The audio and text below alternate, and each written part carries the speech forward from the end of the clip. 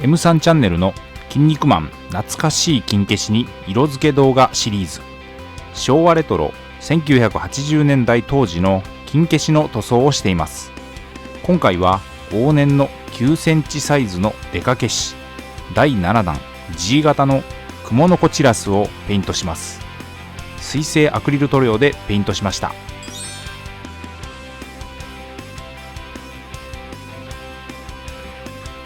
第7弾、当時のパッケージに同梱されていたブックレットです。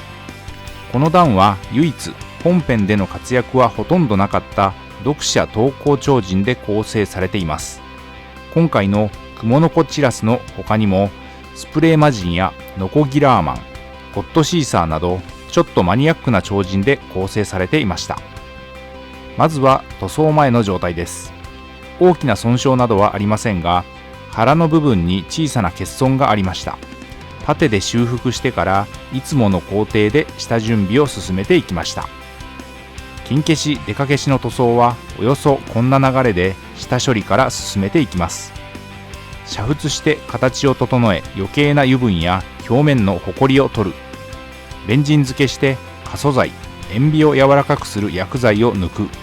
乾燥させミスタースーパークリア、艶消しを全体に吹き、塗装の下地を作る。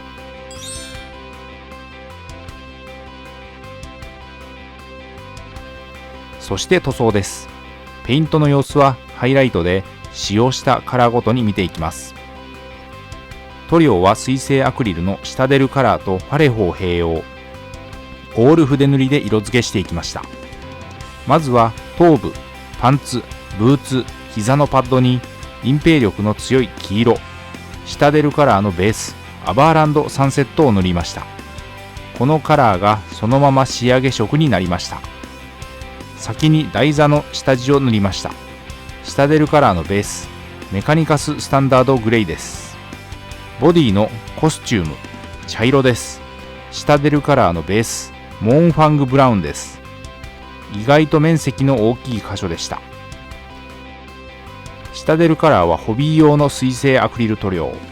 塗料の食いつきもよく隠蔽力が高いので、下地の色を気にせずに塗ることができます。イギリスのゲーム制作会社ゲームズワークショップが販売しているマットな質感の水性塗料です。ボディカラーにはシタデルのベース、ラカルスフレッシュを使いました。あまり登場機会はないこのカラーですが、隠蔽力が強く使い勝手の良い塗料です。腕全面を含む上半身と脚部の露出箇所に塗りました。使用した筆は基本は模型塗装用の面相筆。面積の広い箇所はブラシを使って時短させ、効率よく塗装しました。今回の塗装で使用した塗料はこちら。今回は学研の超人図鑑を参考に配色を決めてカラーリングしました。台座の上塗りです。シタデルカラーのテクニカル、さまざまな特殊効果を表現できるカラー種のスターランドバトルマイヤという塗料を使いました。粒子が固まって地面の色を表現できるカラー。ここで黒です。頭部と各所に造形された模様の書き込みに使いました。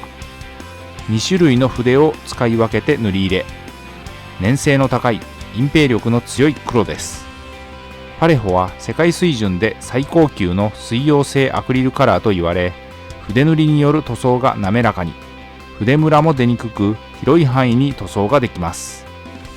ボディカラーのラカルスフレッシュを重ね塗りです。これでしっかりと色が乗った感じがします。そしてアクセントになる赤、パレホのゲームカラーブラッディレッドです。目です。細かな箇所だったので慎重に塗りました。茶色、スネークバイトレザーを上塗りです。水で溶いて薄めた状態でコスチュームに塗り入れ、かかった時間は約50分の塗装でした。最後はシタデルカラーのレインブレイドブラウン、こちらも水で溶いて薄めた状態で染め塗りしました。塗装後はソフト99コーポレーションのボデーペン、クリアを全体に吹き付け乾燥させて完成です。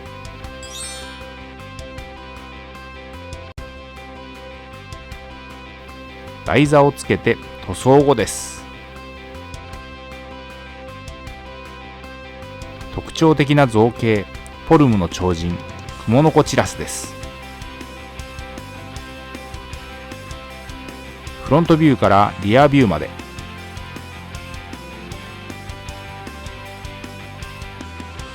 ということで、今回は筋肉マン金消し塗装往年の丸腰製デカ消し第7弾クモの子チラスを超人図鑑カラーイメージでペイントしました。ご視聴ありがとうございました。次回の動画をお楽しみに。チャンネル登録、高評価、引き続きの応援のほどよろしくお願いします。